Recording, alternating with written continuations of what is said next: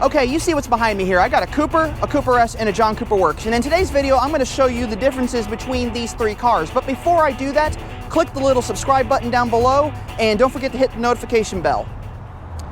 So as you can see, I have three cars here. I have a 2020 Cooper, a 2020 Cooper S, and a 2020 John Cooper Works. And as you can see, each one is different, yet they all have similar styling cues and similar options. So we're going to take our attention here and we're going to go to the Cooper first.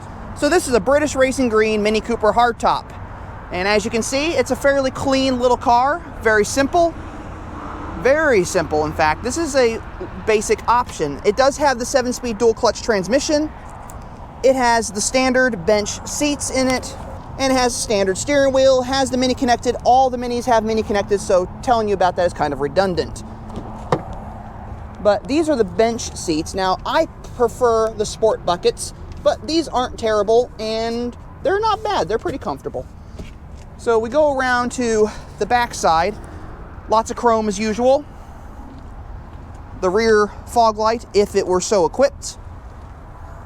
And you open up the hatch. Plenty of cargo space.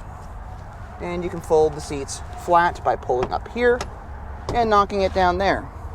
So, pretty great.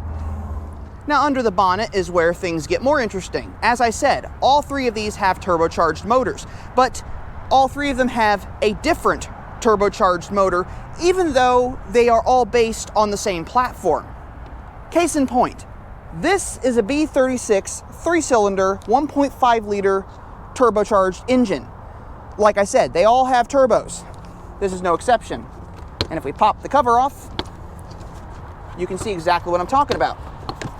As I showed you in the convertibles, compact little motor, very large side engine mount here, because the 4th cylinder goes right here in the other engines. These are modular engines, the way they're designed. So the 3-cylinder is like this, the 6-cylinder would be 2 pistons, and of course the 4-cylinder has this. Now, some of you don't know, this is the same exact motor that's in the BMW i8.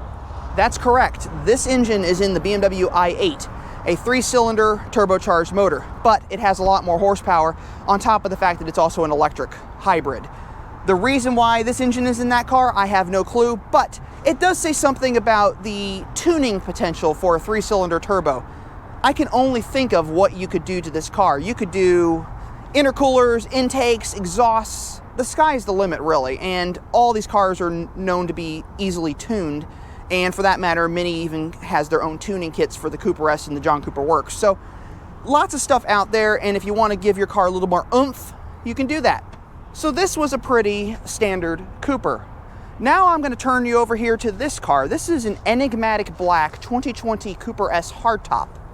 And it's a very, very nice car. Has the roulette spoke wheels. Has the hood scoop, which is what the Cooper S's and the John Cooper Works have. Blacked out trim. Nice chrome accents. White roof and mirror caps.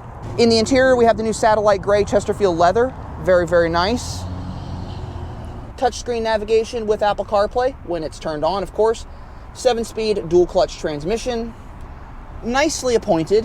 Has Harman Kardon sound system. That's awesome. I love Harman Kardon. It's very, very nice.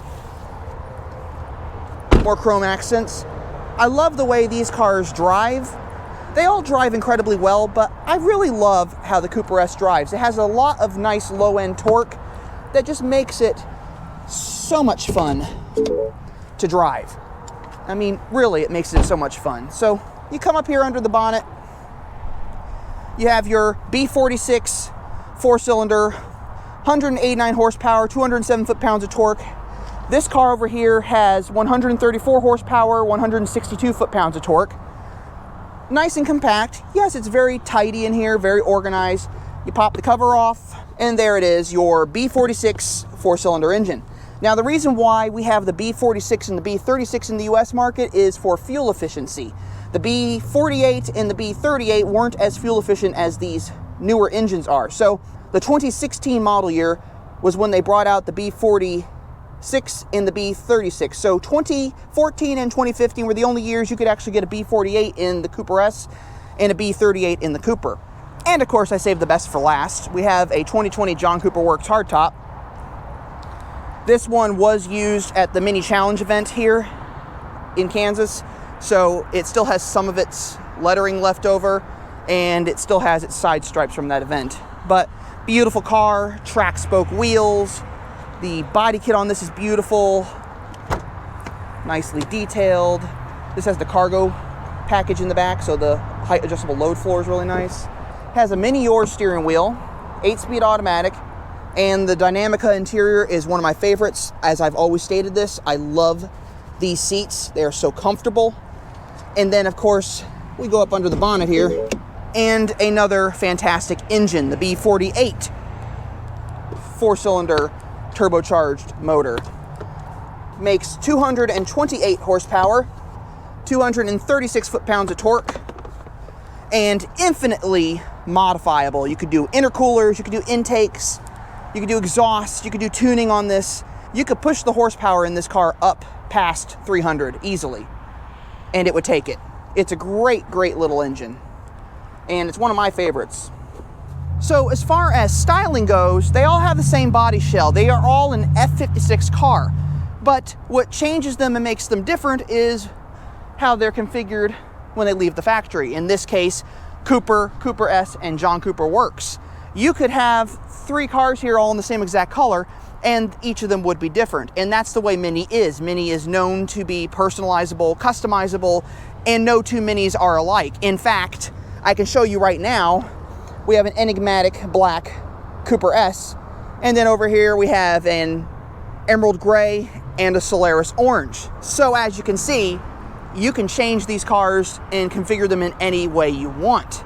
So what makes these cars different is how they are equipped and how they're built when they leave the factory, obviously. So which one would I get? Or which one would you get? Well, it depends on your needs. For example, if you want a good city car and you don't necessarily need to have high horsepower when you're going around the city, I'd go with the Cooper. And it's quite comfortable. Hop in, go on for your drive, go Christmas shopping if you're going to be doing that this year, as it is December. Go on your errands. Very, very comfortable, and it even has a sunroof. That's really nice. You don't always get that in a base model car. So 7-speed dual clutch transmission, all the bells and whistles. It has the automatic climate control in it. It has a nice center armrest with storage. It's very, very nice. I like it. And it has cruise control. A lot of base model cars at one point didn't always get cruise control. I know a lot of them do now, but it's kind of a nice thing to have. Nice leather wrapped steering wheel here. And you even have the pedestrian alert and accident avoidance thing right here. It'll tell you if you get too close to the car in front of you, and it'll tell you if you're going to get too close to a pedestrian. So that's a nice thing as well, which is not something you would probably expect to see in a base model car. So you get all that great stuff. It does have the standard headliner. I'm more partial to the anthracite, but it's not bad. It's a very, very nice little car, and I think this one's even under 30 grand. I think this is like 27,000 for this. And I've driven enough of the 3-cylinder turbos to know that they're pretty peppy little cars. They are really fun to drive. But that's my personal opinion. I mean, you all could go out there and drive it and not like it, but I happen to think it's a pretty peppy little engine, and I wouldn't mind tuning this one possibly and see what I could get out of it. That would be kind of fun. Incredibly expensive, but a lot of fun. So as far as fit and finish in the Cooper S, we got these nice sport bucket leather seats. And I'm gonna hop in here, and I am incredibly comfortable. I like it. I'll just take a nap in here. Anthracite headliner. I like the darker headliner. It just makes it more comfortable, more inviting. Once again, a panorama sunroof. So what do we have here? Well, this is Mini connected. This is the touchscreen navigation, and it's also Apple CarPlay when you have your iPhone attached to it. So not bad. You also have the navigation right here, which I love. All your different settings, technology in action, sport gauges when your car is so set up. So if you have sport mode on, it'll tell you. So I like that. all around, it's a great vehicle.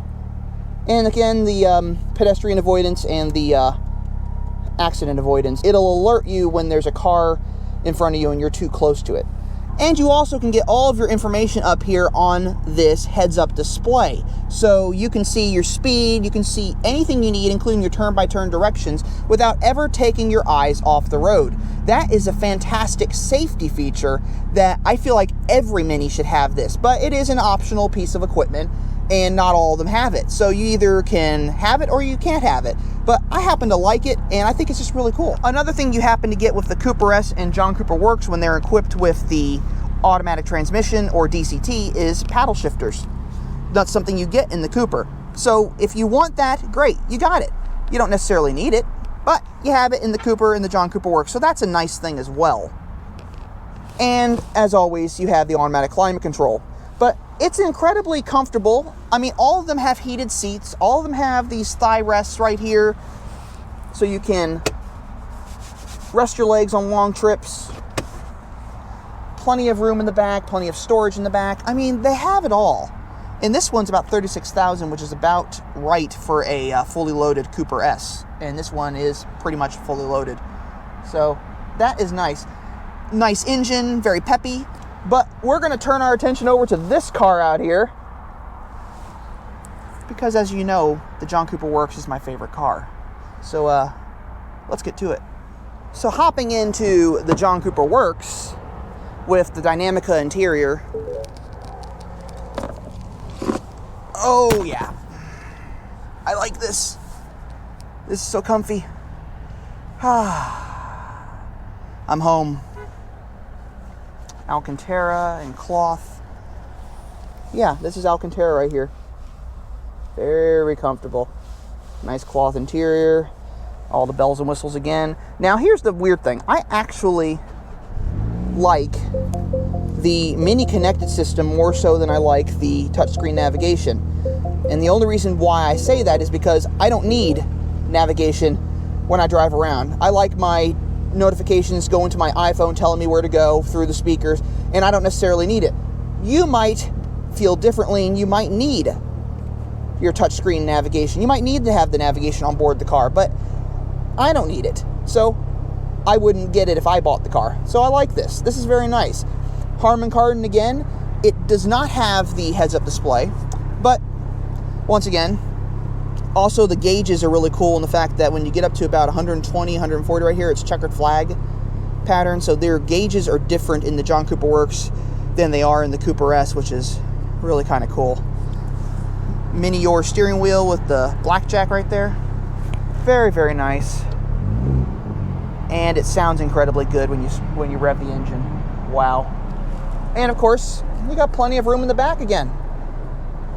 So that's nice. Paddle shifters as well. I mean, you can't go wrong with either of these cars. This one's about the same price as that Cooper S over there. So yeah, you really can't go wrong with either of them. Or any of them for that matter. I would take them all home if I had the money. We're gonna go ahead and we're going to get to the exhausts on these cars because I know how much you enjoy the sound of revving engines. So let's get to it.